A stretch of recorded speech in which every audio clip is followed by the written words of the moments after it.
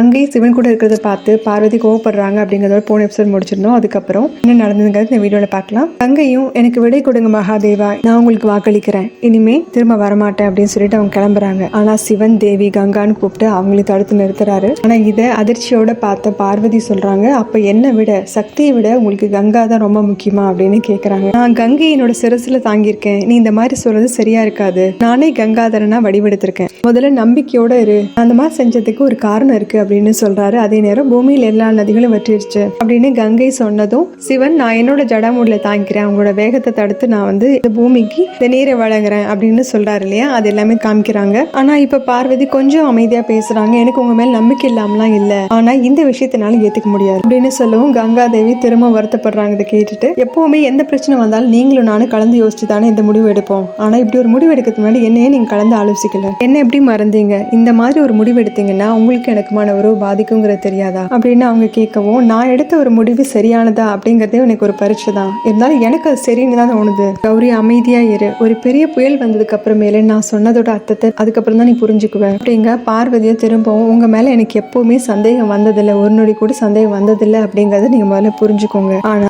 ஒவ்வொரு பெண்ணுக்குமே அவரோட கணவர்கிட்ட சில வேண்டுகோள் இருக்கும், ஒரு விஷயத்தை நான் ஒத்துக்கிறேன், நீங்க இந்த பிரபஞ்சம் முழுக்க நிறைஞ்சிருக்கீங்க, அதே சிவன் தன்னோட மனைவிக்காக ஒதுக்குற நேரங்கள்ல பிரபஞ்சத்துக்கான இடம் கிடையாது, அந்த நேரங்கள்ல அன்பானவர்களாகவோ நண்பர்களாகவோ இல்ல ஒருத்தரோட சுகத்துக்குங்களை பங்கெடுத்துக்கிறவங்களாகவோ இருக்கலாம். ரதி தேவியோட சாபத்தினால என்னுடைய தாய்மை பறிக்கப்பட்டுருச்சு, அதை நான் பெறத்துக்கு பல வருடங்கள் கஷ்டப்பட வேண்டியதா இருந்தது, இப்போ எனக்கும் என்னுடைய கணவனுக்குமான தனிமை அதுவும் பறிக்கப்பட்டுருச்சு, மறுபடியும் நான் வஞ்சிக்கப்பட்டுட்டேன், நீங்க சூழ்நிலை கைதியா ஒரு செயலை செஞ்சுட்டீங்க, அதுல உங்க மனைவியோட உரிமை தானே பறிக்கப்பட்டிருக்கு, இந்த உண்மையை நான் முழுசா ஏத்துக்கிற வரைக்கும் நான் கைலாத்துக்கு திரும்ப போறதில்ல அப்படின்னு பழையபடியும் கைலாத்துக்கு வர முடியாதுங்கிறத சொல்றாங்க. இதை கேட்டு சிவனும் கங்காதேவியுமே அதிர்ச்சி ஆகுறாங்க. என்னோட கோப உணர்வோட நான் என்னோட இல்லத்துக்குள்ள நுழைய முடியாது, இந்த தீய சக்தியில இருந்து விடுபட்டு எல்லாத்தையும் மறந்ததுக்கு அப்புறமேல் தான் சிவன் சக்தி இணைய முடியும், அதனால நான் கைலாயம் திரும்ப போறதில்ல அப்படின்னு பழையபடி உறுதியோட சொல்லவும் இவன் கண்ணீரோட அதை கேட்டுட்டு இருக்காரு. பார்வதி கண்ணீரோட அந்த இடத்த விட்டு கிளம்ப சிவனும் அதை கண்ணீரோடய பாத்திட்டு இருக்காரு. இப்போ திரும்ப சிவனும் பார்வதியும் பிரிறாங்க. அடுத்த காட்சியில அங்க மணியும் மல்லனையும் காமிக்கிறாங்க. மல்லன் சொல்றான், நம்மளோட